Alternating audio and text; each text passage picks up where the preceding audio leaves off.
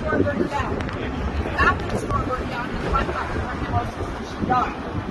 He had 2 children, remarried, heard that the timber business was booming here in Portland, so he decided, you know what, I'm gonna take my odds. I'm gonna go to Portland and see what I can do. When he got here, Portland was much different from this. Like I said, 60% of the Portland population lived in boarding houses and hotels. Not a lot of people were living in homes. There was a lot of tourism.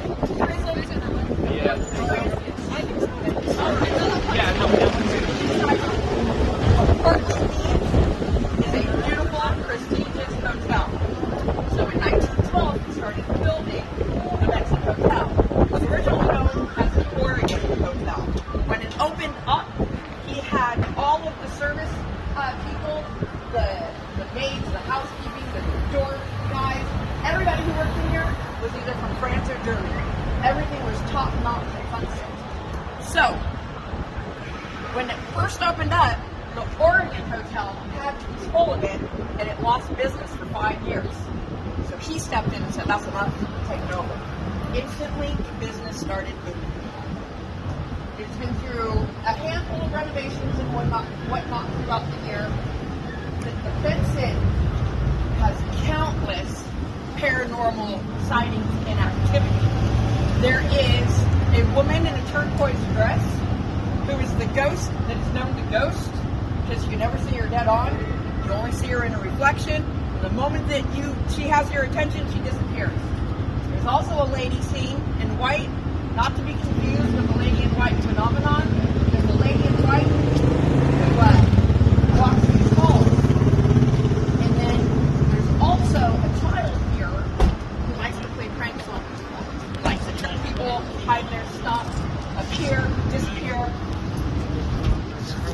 The most famous of all the hauntings here are that of Simon Benson himself. And what's interesting about that is Simon Benson likes to overlook and see what his workers are doing, what's going on. And he can be seen in a top hat and his fancy suit. Simon Benson was a teetotaler who was completely against alcohol. There was no alcohol served in this hotel, but this hotel was the first pet-friendly hotel in all of Portland. Even in 1913, you could bring your pets here. Cats, dogs, didn't matter. Your pets were welcome here. So during that time, everybody that was walking the streets of Portland, people were working, didn't matter.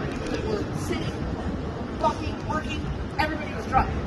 Everybody was drunk. At that time, if you went into an establishment to have a bite to eat or whatever it was, they could require you to purchase 2 to 4 glasses of whatever it was that they decided. They had too much gin, you need to buy 4 gins to be in here. People couldn't afford to just go, okay, well, here's the money for the gin, I'm not going to mess with it. Everybody was drunk. So Simon Benson started asking around, why is everybody drunk all the time? And everybody said, well, we're thirsty. And everywhere we go, we're being told we have to buy a drink. So Simon Benson's remedy to that is the Benson bubbler. He invented that for the streets of Portland. So that people, whether you were a patron or not, had access to water, and if you were drunk, you had access to water. So Simon Benson was noted as saying, everybody has the right to leave the world a better place than he found it. And that's how he lived his life. There's a picture of the crew, or the staff of the Benson Hotel in the mid-1950s. And they had just done big renovations, and they opened up, and everybody came out here and took a picture. And standing off to the side is Simon Benson in his top hat and his suit, looking fancy. And Simon Benson had died in 1942. So there's been a lot of sightings of Simon Benson here, and just a lot of paranormal activity. It's most prevalent on the 7th, 9th, and 12th floors. So if you ever wanted to stay here, right now is the optimal time, because this is probably the most affordable that this hotel has ever been. Like I said, 7th, 9th, 12th floors, you're probably going to see something.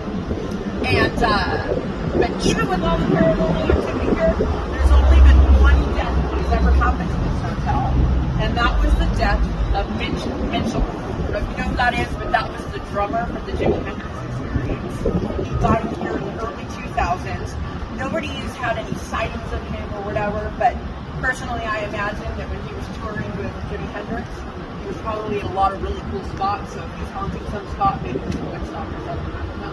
But that's the story of Benson. We're gonna move on. Can we wait? Yes. Sorry. No, you're fine. Oh. Back down here.